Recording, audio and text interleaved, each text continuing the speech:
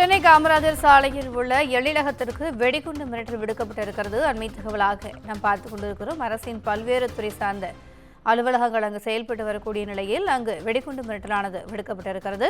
இது குறித்தான கூடுதல் விவரங்களை எமது செய்தியாளர் சுப்பிரமணியன் வழங்க கேட்கலாம். வணக்கம் சுப்பிரமணியன், இது குறித்தான கூடுதல் விவரங்கள். சென்னை காமராஜர் சாலையில் இருக்கக்கூடிய எழிலக வளாகத்திற்கு வெடிகுண்டு மிரட்டல் விடுக்கப்பட்டிருப்பது அதிர்ச்சியை ஏற்படுத்தியிருக்கிறது.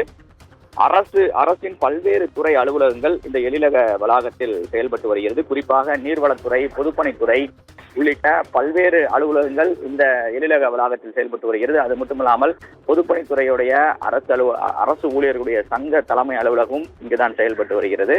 இந்த அலுவலகத்திற்கு வெடிகுண்டு மிரட்டல் என்பது விடுக்கப்பட்டிருக்கிறது.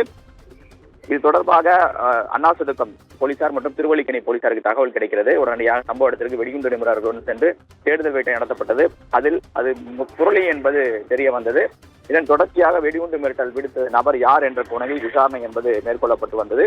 அதில் சந்தேகத்தின் அடிப்படையில் பாலாஜி என்பவரை பிடித்து போலீசார் தற்போது விசாரணை மேற்கொண்டு வருகிறார்கள். கூடுதல் விவரங்களுக்கு நன்றி சுப்பிரமணியன்.